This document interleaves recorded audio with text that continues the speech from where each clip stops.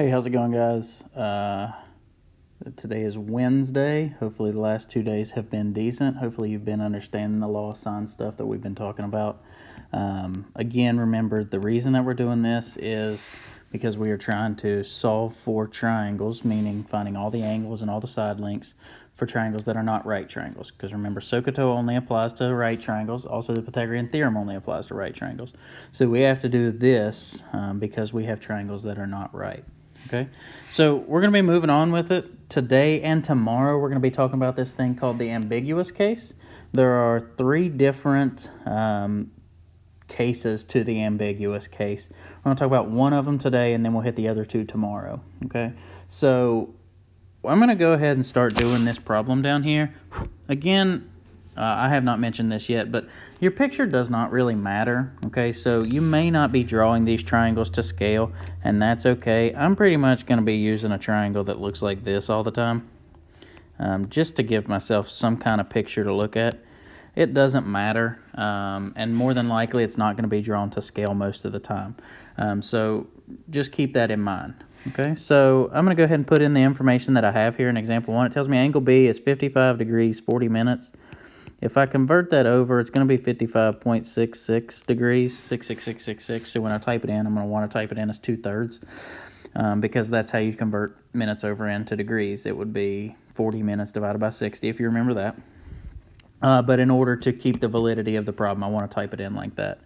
I know side B is 8.94, and I know side A is 25.1. Now, obviously, you can tell this triangle is not drawn to scale because AC and BC both look about the same, and one of them is over 3 times, well, just about 3 times larger than the other one. So don't get caught up in that it is not drawn to scale. Okay, we're going to set up the same law of signs that we've been doing. Remember, we want to isolate, remember that we want to isolate our control. We want to at least identify one of those. So here is a control. I have angle B and side B opposite it. So definitely when I use the law of signs, I'm going to use sine B over B. And then, well, I've got to figure out what the easiest thing next to B would be to solve for. So I don't have angle A, but I do have side A. So probably I'm going to go with A. So sine A over A. Now I've got 3 pieces of information, so I'm going to fill them in like I have. So I've got sine of 55.66, and I'm going to remember when I type that in to do 2/3 over 8.94. That's equal to sine of A over 25.1. Now this is different than all of our cases from yesterday because I'm missing an angle here, okay? In yesterday's and the day before's problems, we had all of the angles. We just did not have all of the side lengths. So even if we didn't have a third angle, we could subtract it from 180 and get it. There's no way in this picture for us to figure out what angle A and angle C are because we don't have a second angle to go off of, okay? So we have to set one of these up and leave our angle as the blank. That's okay. We'll just solve for it just like normal. We're still going to cross multiply.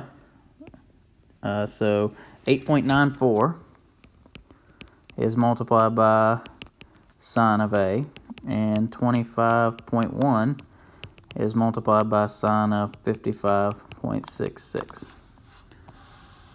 Okay. If I need, I'm trying to get A alone, obviously. So sine of A is attached to A, so I can't really get rid of sine, but I can get rid of 8.94. So I'm going to divide it over to the other side. And now I'm just left with sine of A is equal to this whole big thing, which is a decimal. I'm not going to type it in yet because that will lose its validity. So sine of 55.66 over 8.94. Now my only thing is I've got to get A. Right now I have sine A, so I've got to do some kind of work to get that sine off of it. Normally when stuff's attached like that, we just divide it.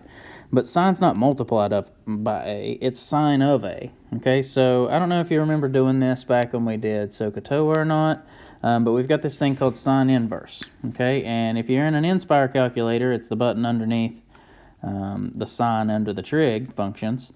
If you're not on an Inspire calculator, you can find these calculators on Google again, and it should be able to do the calculation for you. Or if it really comes down to it, you can just leave it as sine inverse of the big fraction, okay?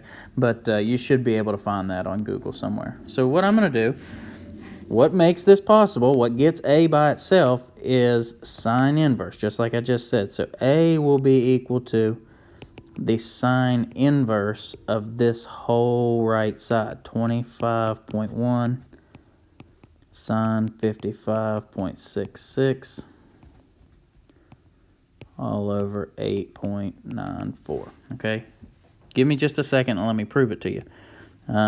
If I were to take the sine inverse of sine A, basically the sine inverse and the sine cancel each other out. That's why I'm allowed to just leave A on the left side. Okay, so that's how this whole thing works.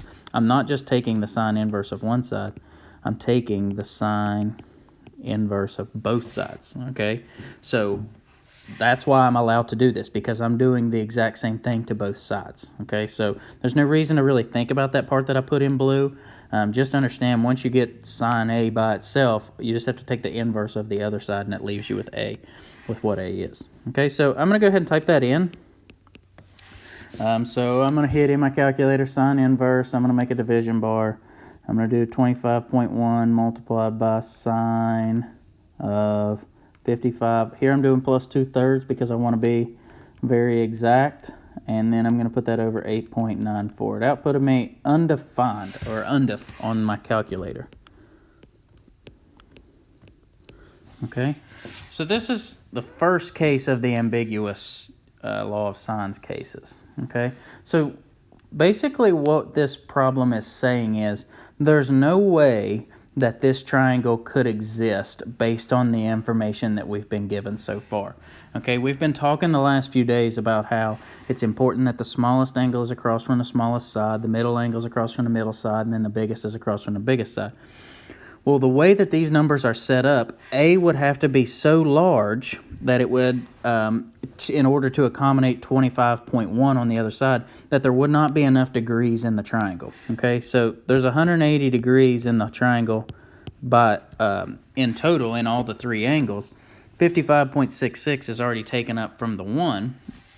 So if I were to take 180 minus 55.66, I get 124.34. Okay, so basically that's saying there's 124 degrees left. Okay, left in the triangle to divide up between A and C. Okay, and the size that side A is, look up here, side A, how big that it is will not allow this triangle to work. There's not enough degrees. The 124 degrees is not enough. Okay, if you think about it, triangles are relatively proportional. They're close, but they're not really proportional. So 8.94, if you multiply that by 3, it gets you real close to 25.1. So essentially the ratio from side B to side A is multiplying it by 3. Think about multiplying that angle by 3. Okay, that's like having 165 degrees for A. That's like saying you would need 165 degrees right here for A-ish. Now, this is very rough estimate. Ish for that to work, but we've already determined that we only have 124 degrees left to work with. Okay, so this is the first case of the ambiguous case of the law of sines. Sometimes your problem does not work. Your triangle can't exist. Okay, so this is the first case of that. You'll know that your triangle does not exist because A will whatever angle that you're solving for will come out as undefined. So the way that you answer this question, the triangle does not exist. Okay, so that's how one would answer a question like this. So like I said, there are 3 cases to the ambiguous case. We're just doing this first one today to get you used to doing these sine inverses, and hopefully you're able to find some type of calculator, or if you're lucky enough to have one of my Inspires with you, you can do that. So work on that today. Work on finding these sine inverse buttons, typing in these sine inverses. If you need to see another example, rewatch the video. You should be able to find some other stuff, but I don't think you should have any trouble because you're setting up the exact same law of sines that you've been doing the last 2 days. The only difference here is you're solving for an angle, which requires an inverse. Okay, so hopefully you should be able to follow this. I'm going to give you a few problems. to work on that have to do with this. And then, like I said, again, tomorrow, we're going to talk about the other two cases. So today, working on page 310, I'm only going to give you 4, okay? So 17, 18, 23, and 24, okay? So hopefully this made sense to you, and hopefully you're able to grasp the concept of why this triangle cannot exist, okay? We're all speculating here on these rough estimates that we've given, but should be able to understand that. So let me know if you got any questions. I'll be back with you tomorrow. We're going to talk about the other two cases of the ambiguous case. They kind of go hand in hand. Okay. So good luck. Be safe. Don't go outside.